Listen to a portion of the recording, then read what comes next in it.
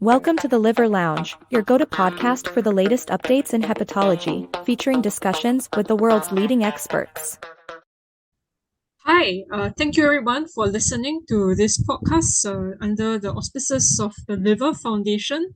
So welcome to the Liver Lounge. I have here with me today Professor Sai Pichamo Girapinho. She's the Director of Bariatric Endoscopy Fellowship at the Brigham and Women's Hospital in Boston, and she's also Assistant Professor of Medicine at Harvard Medical School. So welcome, Professor Girapinho. Thank you for joining us today. She's also one of the leading experts in the field of bariatric endoscopy, and here we are today to discuss the impact of bariatric endoscopy on our patients with chronic liver disease. So hi, I'll just start with my first question for you. Okay, may I just ask, what can you give us a summary of the field of endobariatrics, especially pertaining to our chronic liver disease patients? What are some of the procedures that they go for? Wonderful. First of all, I'd like to thank the Liver Foundation and also Dr. Tang and Dr. Ng for the invitation to be part of your podcast. Very nice to see you all here. And I'm very honored to be discussing about endoscopic bariatric procedures in patients with chronic liver disease. So to get back to your question, Margaret, so right now when we talk about bariatric endoscopy, you can divide the procedures into two categories. The first one is intragastric balloon, and the second one is endoscopic gastric remodeling. So when we talk about intragastric balloons, so these are when we do an endoscopy and place a balloon that is about a grapefruit size in patient's stomach. And depending on which country you're looking at, in the United States, we have only one balloon that is approved by the FDA at this time. And this balloon sits in the patient's stomach for about 6 months. And then we perform the second endoscopy to deflate the balloon and remove it from patient's stomach. With this procedure, we're looking at about 10% total weight loss at 1 year. For the second category, this is called endoscopic gastric remodeling. And what it is that, number one, we perform an endoscopy and then we use an endoscopic suturing or plication device to sew and make the patient's stomach smaller by about 70%. This procedure takes usually about an hour or so to perform. Patients go home on the same day. And in terms of weight loss, we're looking at about 18 to 20% total weight loss at 1 year.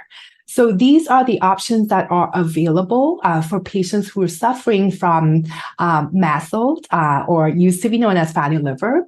But depending on the status of their fibrosis stage, when patients have portal hypertension, usually we tend to avoid placing an intragastric balloon, because there is an animal study looking at the effect of placing a balloon on portal pressure, and that study showed that portal pressure increased after you placing a balloon. So if I'm looking at patients who have cirrhosis, and then we did the workup and found that patients have portal hypertension, then we tend to recommend endoscopic gastric remodeling and avoiding placing a balloon. That's great, and that's a wonderful overview on the topic. Can I just ask, since you mentioned about the fact that patients with portal hypertension, they seem to be contraindicated for intragastric balloon placement. How about patients with esophageal or gastric varices, or those who are very decompensated? Are they suitable for these procedures? Yeah, thank you for the question. So yeah, decompensated cirrhosis is a contraindication for endoscopic weight loss procedure. For patients who have portal hypertension, it depends. According to our protocol, we would do a workup and then figure out their PPG level, which is portal systemic pressure gradient, and we perform this using EUS. Essentially, this procedure, we go in with an EUS probe and then we measure the pressure of the hepatic vein and portal vein directly. and then subtract the two numbers and get the PPG value. So if you do the workup and patient's PPG is higher than 12 millimeter mercury, we start the patient on a non-selective beta blocker, usually nadolol first, or carvedilol. And then we titrate it until the heart rate comes down to about 55 beats per minute. And then we repeat PPG measurement. Only if the PPG comes down to less than 12 millimeter mercury, we would offer and proceed with an endoscopic weight loss procedure. If not, we would put them in the medical arm where we treat them with an anti-obesity medication.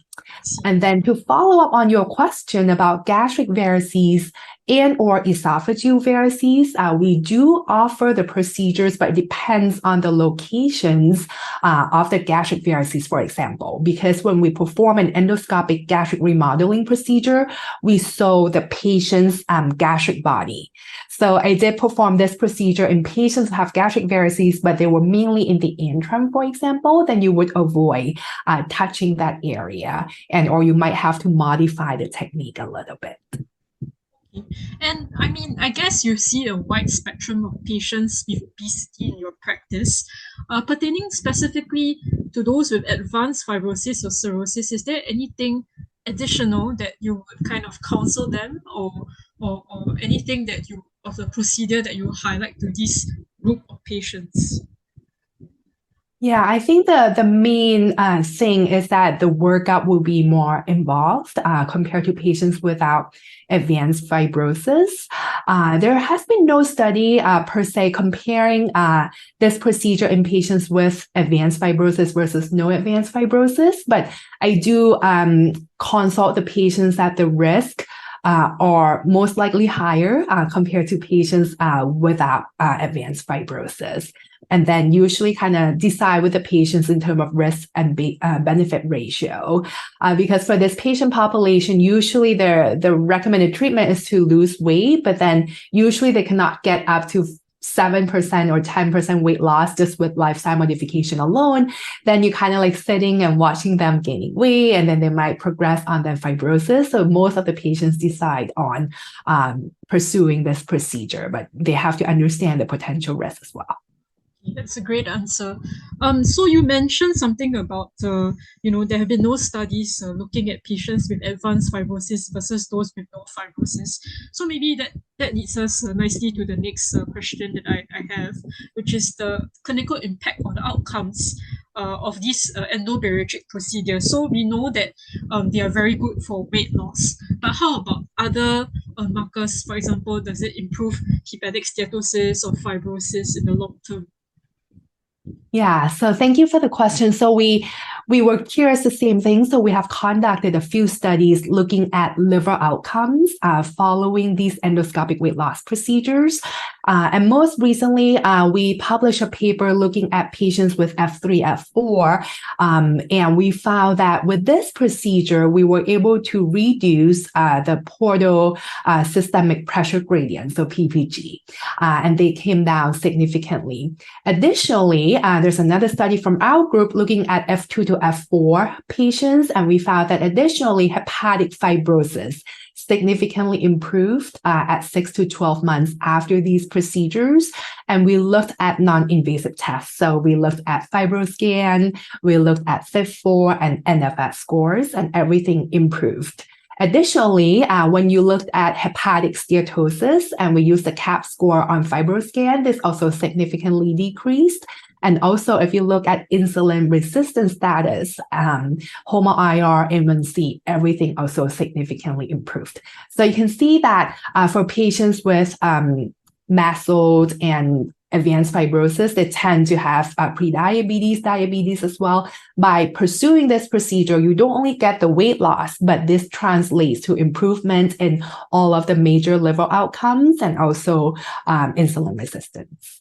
How does this compare, for example, to more established options such as bariatric surgery? And on the flip side, I think there's also, of late, there's many new anti-obesity medications coming up, such as tirzepatide and semaglutide. So how does this compare with regards to weight loss and liver-related outcomes to these other options for treatment? Yeah, thank you for the question. So usually when I consult the patients, I say, hey, when people are thinking about losing weight, there are 4 different ways to do so. First is lifestyle modification, so diet and exercise. Weight loss that we're getting with diet and exercise is about 5%. And then when you move on to weight loss medications, at least in the US right now, we have 6 medications that are available. Usually the weight loss is 5 to 8%, but the newer medications like semaglutide or tirzepatide, we're looking at about 10 to 15%. Because in the data that was published in New England Journal, they reported 14%, but in that study, all patients were able to get up to the maximal dose. But in reality, most patients may suffer from GI side effects, so they may stop at a lower dose. So in clinical practice, the weight loss with semaglutide, for example, is about 11 to 12%. So that's the second category. The third category is weight loss endoscopy. And for this category, the weight loss that we're looking at is 10 to 20%.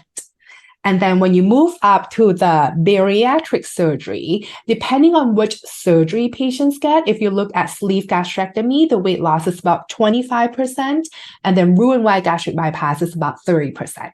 So you can see it's a very, very nice spectrum. You go from the least amount of weight loss to the most weight loss, but also the invasiveness also goes from the least invasive to the most invasive approach.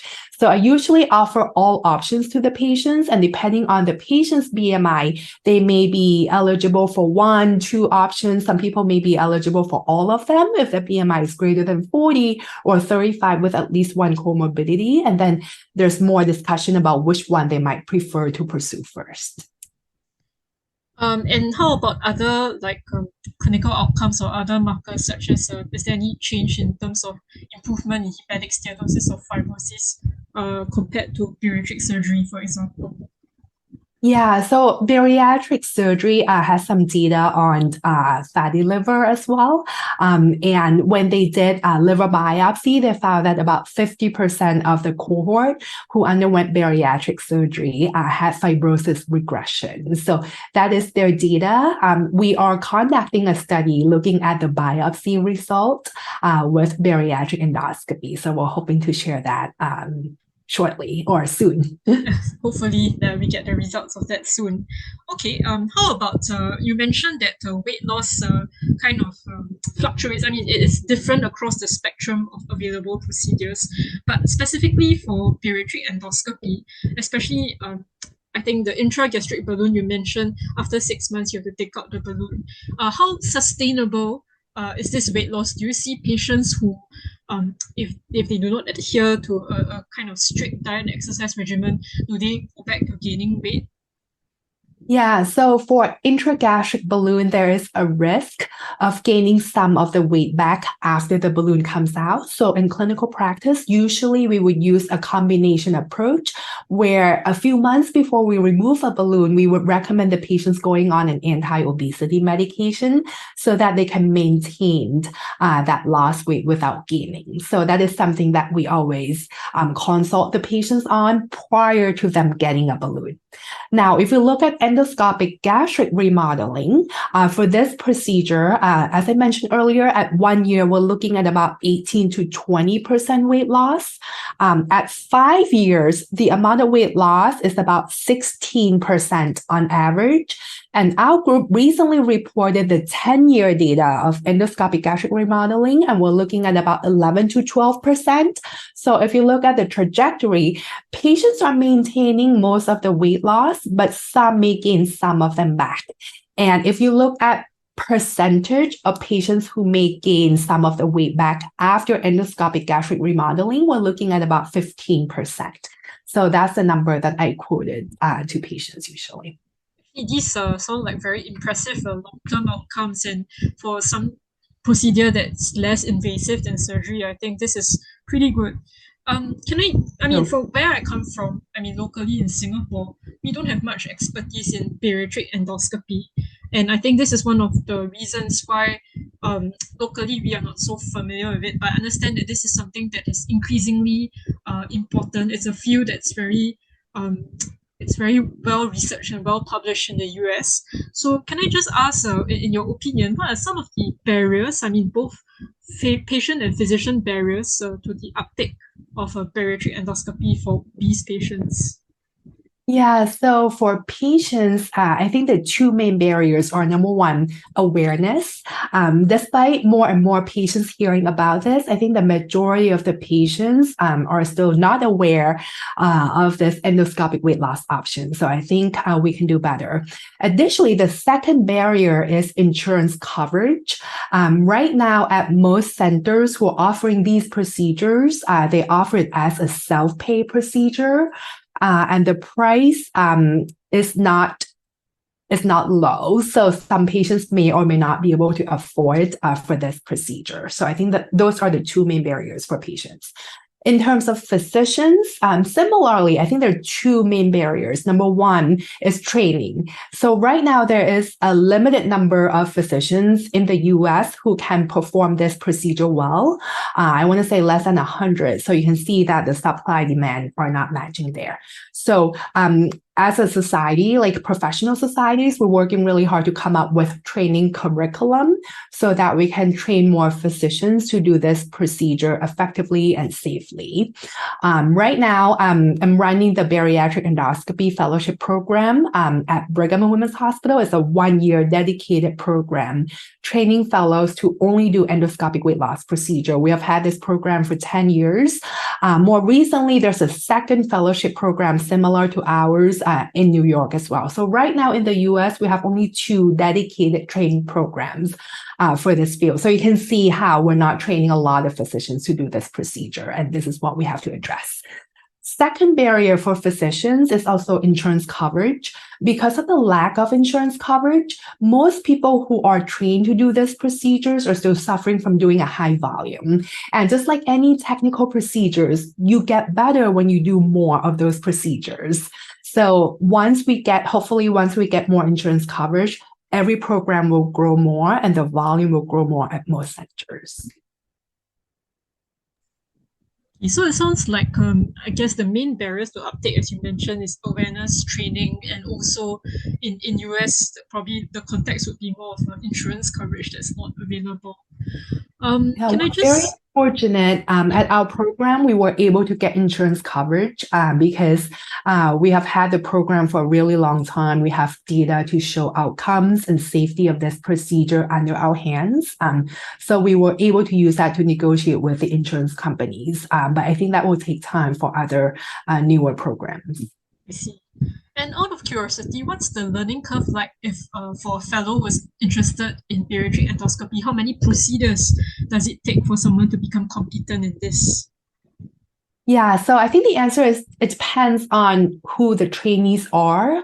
There are a few learning curve studies for endoscopic gastric remodeling. One is from Reem Sharaya at Cornell. That study showed that you need about 50 cases to become efficient and comfortable with performing endoscopic gastric remodeling. But in that study, the endoscopist is an advanced endoscopist, so she routinely performed ERCPs. Additionally, she did many more suturing cases, like stent suturing, defect closure, before starting to use suturing to perform bariatric procedures. But usually we quote about 50 at least before you become comfortable. Okay. So I think that's a great way for me to get into the next question, and probably our last question here. For in the field of endobariatrics, especially for our patients with chronic liver disease, what are some of the anticipated, interesting, or exciting upcoming developments do you foresee over the next couple of years? Yeah, so I think it's a very exciting time for bariatric endoscopy, and I think there are 3 major things that I think will happen over the next 5 years or so. Number one is more data on combination therapy, which refers to 2 things. Either you combine endoscopic weight loss procedure with anti-obesity medications, or you combine gastric and small bowel procedures. So I'm going to talk about both. So the first one, we showed that by combining endoscopic gastric remodeling with anti-obesity medications, the average weight loss goes from 20% up to 25%. And this is the same number as the weight loss that you get with sleeve gastrectomy. So since both of them are working, why don't just combine them? So more and more patients are approaching that. Okay. And then the second thing that we just showed at DDW this year is that even for patients with chronic liver disease, especially when they have F3, F4, they're more resistant to experiencing fibrosis regression. They also have less weight loss with our endoscopic gastric remodeling procedure. So we did a study looking at by combining endoscopic gastric remodeling with GLP-1 receptor agonists like semaglutide, liraglutide, we were able to get more weight loss and also more fibrosis improvement in patients with MASLD and advanced fibrosis. So combination therapy is very exciting. The second type of combination therapy is when you combine gastric procedures and small bowel procedures. And what I meant is that when you do an endoscopy, you can do certain procedures in the stomach, but also there are a few procedures that we can perform in the small bowel, like duodenum. These procedures are under investigation. They're not available in the US commercially yet, but we're doing it under trials. And so far, the data show that with stomach procedures, you get weight loss, and because of the weight loss, patients have improvement in metabolic outcomes. In contrast, if you're looking at small bowel procedures, the main benefit is on metabolic outcomes like diabetes and fatty liver, and some procedures actually may not give you any weight loss at all. So I think in the future, we're going to see some data where you just go in with endoscopy and then combine both stomach procedure and a small bowel procedure. So I'm excited about that. So that's one area of excitement. The second area is on personalized therapy. And I think this is true with any weight loss intervention right now. Even though on average, patients are getting weight loss, about 85% are responding well, but you always have about 20% of the patients who are not responding well. They lose minimal amount of weight, and this is true with medications, endoscopy, or surgery. So people are working hard to try to see if we can predict, like use any patient's factor to predict if they would respond to a balloon and not endoscopic gastric remodeling. Or maybe they respond to GLP, but not balloon, or this patient should get balloon, not GLP. So this is an exciting area and it's very needed in the field right now. And then the third area is basically simplifying the procedure and or the device. Right now, as I mentioned, the number of physicians who are offering this procedure is still limited. And one of the barrier is the kind of complexity of using the device or performing the procedure well. There are a few companies working on making the devices simpler so that more physicians, more gastroenterologists or surgeons will have access to the devices and can perform this procedure safely. Okay, thanks a lot for your time and sharing on this wonderful and exciting upcoming field on endobariatrics. So thank you, and thanks for our listeners for listening to this session of podcast on endobariatric in chronic liver disease at the Liver Foundation Liver Lounge. Thank you, and see you next time. We have come to the end of the episode. Thank you for joining us, and stay tuned for more captivating discussions.